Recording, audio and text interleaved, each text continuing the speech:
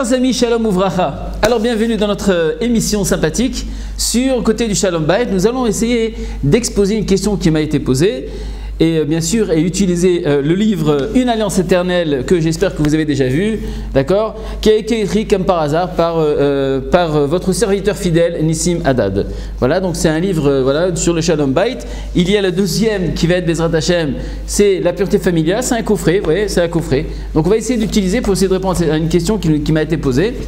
Vous savez, on m'a dit comme ça, on m'a dit voilà monsieur Rav, j'ai un grand problème, ma femme me saoule, je n'en peux plus, elle n'est jamais contente, elle se plaint du matin jusqu'au soir, elle n'arrête pas de crier le matin, l'après-midi, je rentre du travail, elle vient, elle me prend une mitraillette, et elle n'arrête pas des textos toute la journée, je n'en peux plus, et elle ne voit jamais, elle me dit que je l'aide jamais, alors que j'aide et elle n'est jamais contente, elle n'est jamais satisfaite de tout ce que je fais pour elle, je n'en peux plus.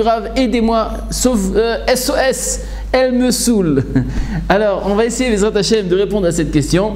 En vérité, il faut comprendre d'abord le grand dilemme de toute cette histoire, à bataille, c'est de savoir en vérité que Baruch Hashem, si quelqu'un vous dit que ma femme crie tous les matins, alors je vous rassure, Baruch Hashem, ça prouve que tu t'es marié vraiment avec une vraie femme. Alors, tout simplement, pourquoi? Parce qu'il y a une grande différence entre une femme et un homme. Quelle est la différence? Alors déjà de l'aspect physique, c'est sûr que c'est une différence. Mais vous savez que même au niveau de la Neshama, il y a une grande différence. C'est quoi la Neshama? Ça veut dire que tous les aspects psychologiques, c'est-à-dire tous les ressentis, tous les traits de caractère, tout est complètement différent entre l'homme et la femme. Maintenant, d'où je sais ça? Parce que les Chachamim nous disent voilà. Vous savez qu'il y a marqué que Shem Shepartzufim Shonim, car Deotem Shonim.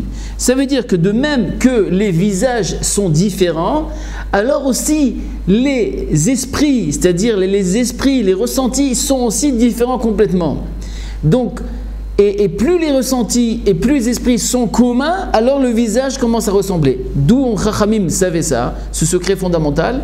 Tout simplement, ce n'est pas ce qu'on appelle le chokhmat apartsouf, c'est-à-dire l'intelligence du visage.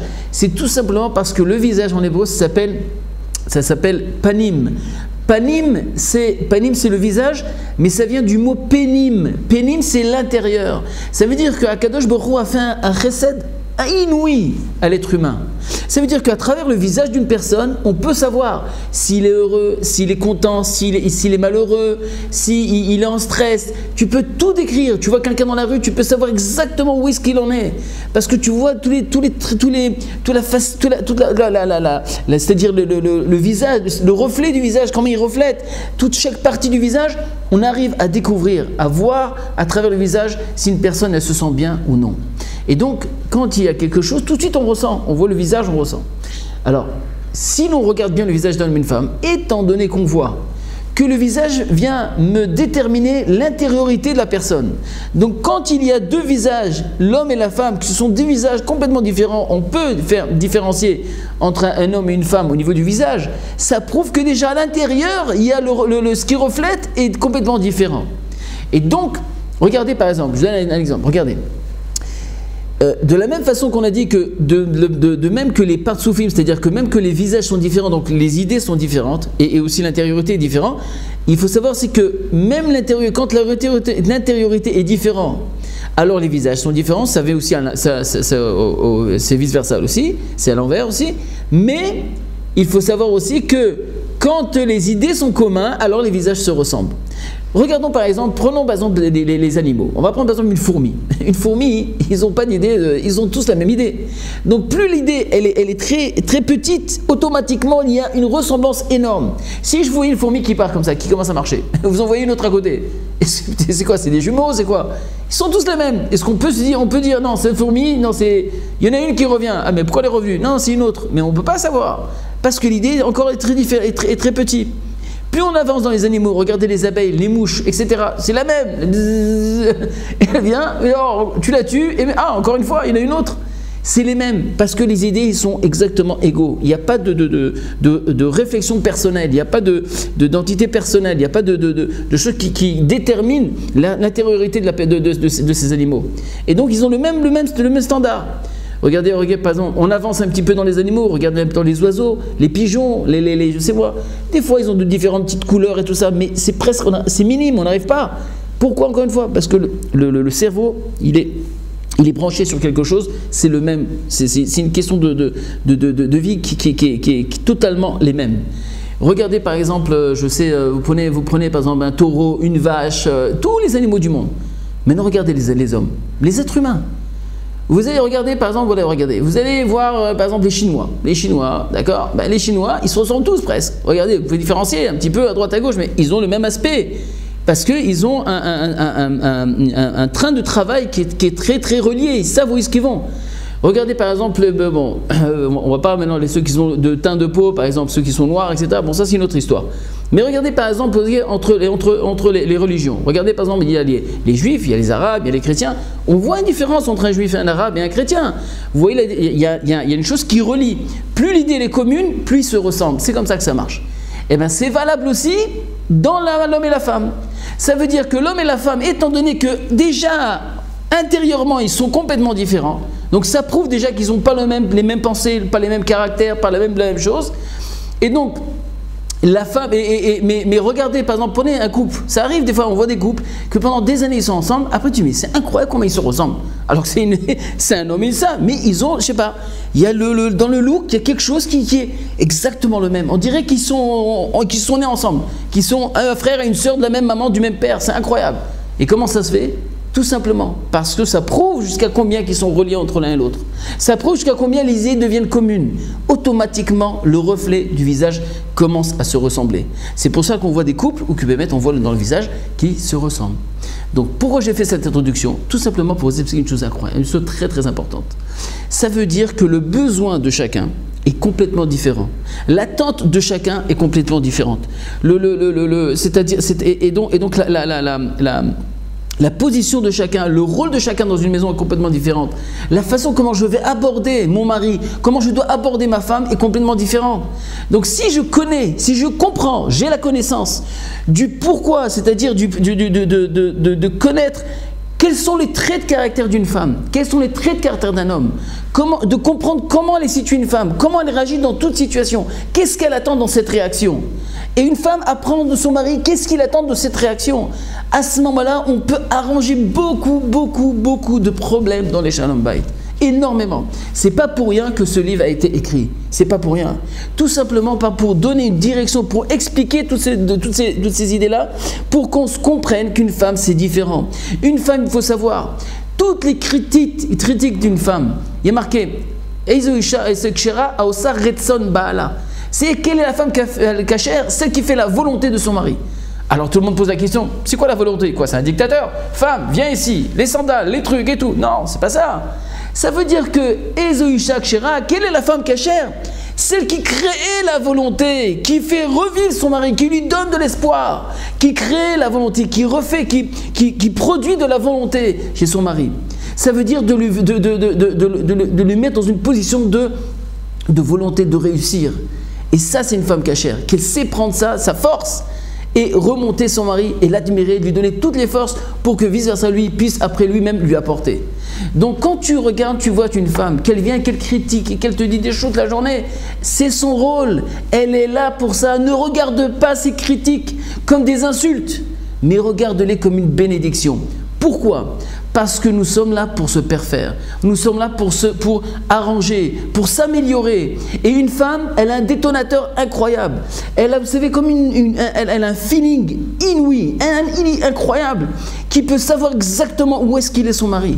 Une femme jamais ne crie pour rien, jamais elle est là. Alors il y a deux choses très importantes à savoir, mon très cher ami, c'est que quand une femme elle crie, ou par exemple elle t'appelle au téléphone et juste toi tu avais un client dans ton business et tout ça, et tout à coup qu'est-ce qu'elle fait?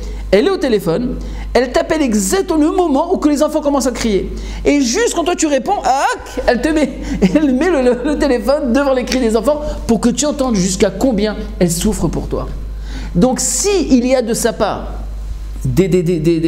tu vois qu'elle crie, qu'elle est en deux. Tout simplement, elle est en demande de reconnaissance. Et si une personne elle est capable de prendre sa femme et de lui montrer combien il est reconnaissant pour elle, pour tout le bien qu'elle lui apporte, du début qu'ils se sont mariés, tout le temps, en répétant, jusqu'à combien il est reconnaissant pour tout le bien qu'elle lui apporte. Elle lui fait à manger, elle est là, elle est présente, tout ce qu'elle apporte, plus tu vas l'encourager, plus tu vas la remercier et plus elle va recevoir, elle va être rassasiée de cette reconnaissance, elle ne va pas être en demande. Si une femme, elle arrive jusqu'à tel point, elle a besoin que son mari sente et ressent jusqu'à combien elle souffre pour lui, jusqu'à combien elle l'aime, jusqu'à combien elle est là pour lui. Parce que son rôle, Rabotai, il y a marqué Eizu Ishaksha Osa Retson Bala, mais il y a marqué aussi il a apporté la femme Ezer Kenegdo. C'est quoi Ezer Kenegdo? Elle est laide, elle est là contre lui, elle est là pour l'aider. Une femme, elle est là, son rôle c'est d'aider son mari, donc elle est là pour l'aider. Donc elle, son épanouissement, c'est quand elle arrive à refléter à travers le regard de son mari. Et quand une femme elle reflète, elle est heureuse. Vous savez, il y a le mot amoureux. Amoureux, c'est âme, c'est deux âmes qui sont heureuses. Ça s'appelle amoureux, amoureux, c'est la même chose. Mais il y en a, malheureusement, ils sont malheureux. Pourquoi malheureux? Tout simplement parce qu'ils n'arrivent pas à fleurir et à se sentir bien chez eux. Et donc c'est valable pour la femme ou pour le mari. Donc quand tu vois mon très cher ami qu'une fois qu'une femme entend, ne t'inquiète pas, donne-lui quelques minutes d'attention. C'est pas comme le type, vous savez, vous connaissez la blague, un type qui se marie, le jour du mariage, il dit à sa femme, écoute ma chérie, qu'est-ce qu'il fait? Il l'emmène au cotel. Alors vous savez, pourquoi il l'emmène au cotel? Il dit, mais pourquoi tu m'as emmené au cotel? Je dis, écoute, il faut que tu apprennes à parler à un mur, c'est pas possible. Non mais ça c'est une blague, ras de shalom. Il faut savoir être attentif. Et là je m'adresse à mes très chers amis et à tous les messieurs, à tous les maris. Sachez Rabotai, aujourd'hui dans notre génération c'est très dangereux. Un homme qui ne tend pas l'oreille à sa femme, qui n'est pas là pour l'écouter, ras de shalom, il peut avoir une épreuve et il y aura d'autres oreilles qui l'écouteront. Donc il faut faire très attention, d'être présent avant de devancer le problème. Et c'est valable, Rabotai, pour le mari. Ce qu'on a essayé d'expliquer dans cette réponse, c'est de montrer jusqu'à combien que la femme est complètement différente. Et c'est normal qu'elle se conduise comme ça.